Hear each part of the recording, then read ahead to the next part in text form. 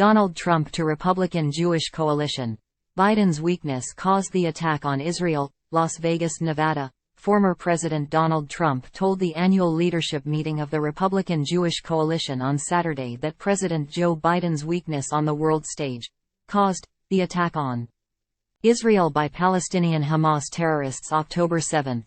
Joe Biden's weakness caused the attack on Israel, Trump said. Everywhere he goes, Biden's weakness provokes war and death, because as history shows, evil only respects one thing: unyielding strength. 3 weeks ago, our world was shattered by an attack on Israel, Trump said. To every Israeli and every American touched by these barbaric atrocities, we love you. You have to understand that. We love you. We grieve with you. We share your anger, and we stand with you. 110%, he said. The conflict between Israel and Hamas is not a conflict between two equal sides. This is a fight between civilization and savagery, between decency and depravity, and between good and evil. There is no comparison between a group that worships death and a group that cherishes life and cherishes our nation. Every single life that is lost in this conflict is on the shoulders of Hamas alone, and I think you really have to add in the word Iran, Trump said. There can be no sympathy, no excuses, and no escape for these monsters. And we will do what has to be done. And yet, he continued, Joe Biden's feeble first act, after more than 1,400 innocents, including over 40 Americans, were murdered or kidnapped. And think of this, we immediately announced that we would be sending $100 million into Gaza. They take 100%. And then a speech was made, by Biden, declaring that if you support Israel, you must give billions of dollars for open borders and Ukraine, Trump said disapprovingly. Time equals 400 ms. Greater than Joe Biden's weakness caused the attack on Israel. Pure weakness and incompetence. Everywhere he goes, Biden's weakness provokes war and death, because as history shows, evil only respects one thing: unyielding strength. When I am back in the White House, America's enemies will know once again. And they're gonna know it. That if you try to kill our citizens, we kill you. Trump promised. To every American who is terrified that Joe Biden's catastrophic weakness will bring our country to ruin. As your president, I will restore peace through strength on the earth, he added. Under my presidency, our country was very, very feared, and very, very respected. He noted that he had kept Israel and the U.S. safe for 4 years. If I were president, the attack on Israel would never, ever have happened, he said. He went on to recall a list of Biden's other foreign policy failures. Time equals 400 ms. Greater than. He noted the open U.S.-Mexico border under Biden, adding that other countries are emptying out their prisons, mental institutions, and sending record numbers of terrorists, for which we will someday be paying a very big price, unless you elect Donald Trump. Trump recalled his foreign policy achievements, especially for Israel, noting his decision to move the U.S. Embassy to Jerusalem, to recognize Israel's sovereignty over the Golan Heights, and to withdraw from the Iran nuclear deal.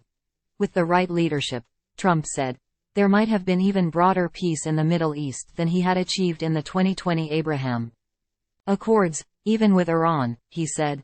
But the Biden administration had cozied up to the Iranian regime rather than pressuring it. I am proud to be the best friend Israel has ever had in the White House, he said. And with 4 more years, I will defend America, and I will defend Western civilization from the barbarians, and savages, and fascists that you see right now trying to do harm to our beautiful Israel. Trump also addressed the problem of anti-Semitism in the U.S., which has lately manifested itself in pro-Palestinian rallies in the wake of the brutal Hamas terror attacks. He said the U.S. had to be more careful about importing anti-Semitic, anti-Israel immigrants from the Middle East. As president, I will end, once and for all, this mass importation of anti-Semitism to the United States, he said. And just as I did before, we will keep radical Islamic terrorists the hell out of our country. On day 1, I will restore our travel ban, he said, noting that he had kept the country safe from foreign terror attacks for 4 years.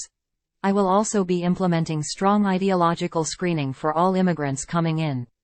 If you hate America, if you want to abolish Israel, if you sympathize with jihadists, then we don't want you in our country, and you are not going to be getting into our country. Trump also promised, as other candidates have done, to deport foreign students who support Hamas.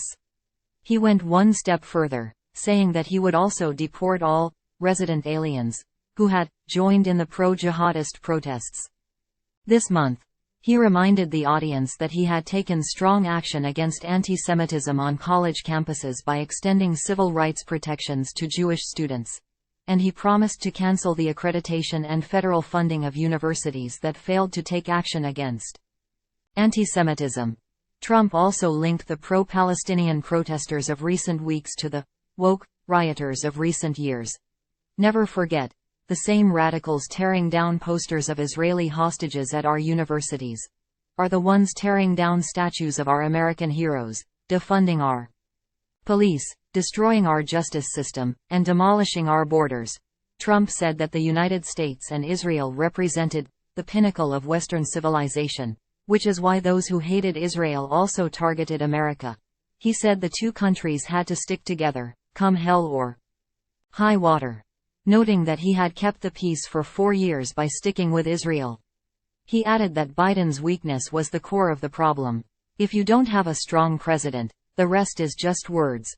He promised to defend Israel, like nobody has ever defended it before. Trump received rousing applause and a standing ovation, the warmest welcome, by far, given to any of the candidates, reflecting both his status as the frontrunner in the Republican presidential primary and his strong pro-Israel record in office.